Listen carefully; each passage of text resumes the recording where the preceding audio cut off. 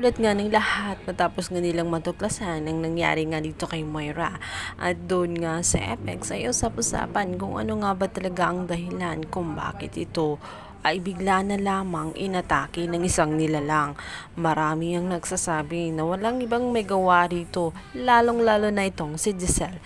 Dahil na rin sa binanggit ni Moira na hinahabol siya nitong si Carlos. Kaya naman sinabi ni Giselle na maaaring dahil sa ginawa ni Dax sapagkat iniba niya ang kanyang statement at ngayon ay naiinis si Carlos dahil naman talagang hindi siya ang may gawa. Hindi niya ang lahat kung saan itong ang senyorisa ay sinaktan din ni Carlos.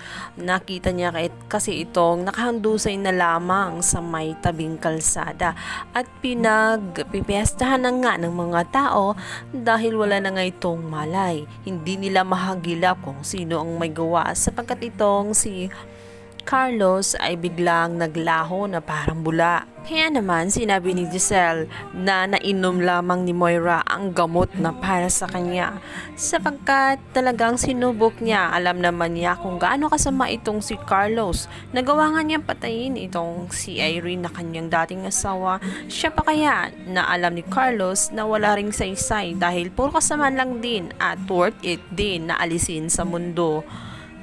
Kabilang banda, ito namang si Doc Meneses at itong si Doc RJ ay labis ding nagtataka sa mga nangyayari. Sinabi nito na kung sino man ang may gawa dito kay Moira ay maaaring ang abot langit ang galit nararamdaman nito kaya nagawa siyang muntikan na ang patayin. The dessert ni Moira ngayon ang nalagay sa critical na kalagayan. Natuwa man itong si Giselle dahil pansamantala ay tatahimik itong si Moira at hindi na makapanakit dahil nagbabanta pa naman ito sa kanilang pamilya ng mga tanyag na gaganti. Yun ay hindi na niya magalaw ang kanyang mga katawan kaya isa siyang inutil na ngayon nagpapagaling at lumalaban sa kanyang buhay. Dito nga nasabi ni Doc Meneses na meron nga silang something in common itong si Lynette at ito nga ay about kay Carlos dahil malakas din ang usap-usapan at naniniwala din sila sa sinasabi nitong si Giselle na talagang si Carlos ang may gawa noon sapagkat si Carlos lang ay may matinding galit at naniniwala na rin si Doc RJ na talagang si Moira ang may pakana dahil hindi naman yung gagawin ni Carlos kung wala siyang matibay na dahilan. Naniniwala nga rin itong si RJ na magkasabwat silang dalawa. Subalit sa kanyang palagay ay hindi nga siya ang mastermind kundi itong si Moira kung kaya't galit na galit itong si Carlos sa kanya at hindi ito matatanggap na siya ang dinidiin ngayon at sinasamantala ni Moira dahil nga itong si Carlos ay isang fugitive. Bilang banda, matapos nga na makonfirm na wala na talaga sila ni Moira at itong si RJ dahil dumating na ang kanilang annulment, ngayon ay ipoproceed na ni RJ ang kanyang plano na ipurso na nga ang panliligaw nang sa ganun ay mabuo ang inaasam na pamilya nitong si Annalyn dahil sila talaga ang worth it na maging pamilya. Dahil worth it din naman itong si Lynette na maging masaya kahit pa paano. Kaya naman gagawin ni RJ ang lahat-lahat ng kanyang makakaya. Unang-una muna siyang nagpaalam dito sa kanyang anak na si Annalyn.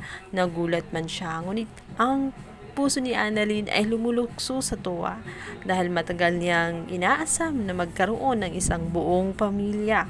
At ito na nga ang kanyang inaantay dahil wala nang hadlang dahil si Moira ngayon ay annul na sa kanyang tatay RJ. Samantala, pansamantalang ang mawawala itong si Annalyn sa Apex dahil meron siyang pupuntahan na ibang ospital at doon muna siya ma-assign within 12 hours. Kaya naman nagpaalam siya sa kanyang tatay at sinabi nito na siya muna ang bahala sa kanyang ina dahil kailangan siya sa ibang ospital.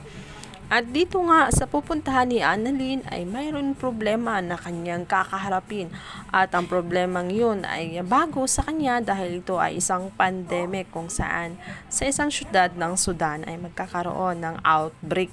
Ay susubukan ni Annalyn ng magbigay ng konklusyon kung ano ang kanyang pwedeng gagawin. Subalit tela mawawalan siya ng boses dahil nga dito ay mamalitin ang kanyang kakayahan sapagkat hindi nga niya linya iyon. Isa siyang neurologist. Kaya naman mapapahiya siya sa naturang doktor na yun at sasabihin hindi niya linya ang pagiging epidemiologist. Subalit ito nga si Annalyn ay talagang likas sa bida-bida at ipapakita ang kagalingan. Kaya naman dito ang mga doktor ay hahanga sa kanya dahil bukod sa galing niya sa pagiging Jones ay may angking galing na nakatago. Nawa ang mga iilan sa kanyang mga napagaling at dito nga ay magugulat ang lahat dahil isa-isa na nga itong lalapit kay Annalyn at magpapagamot.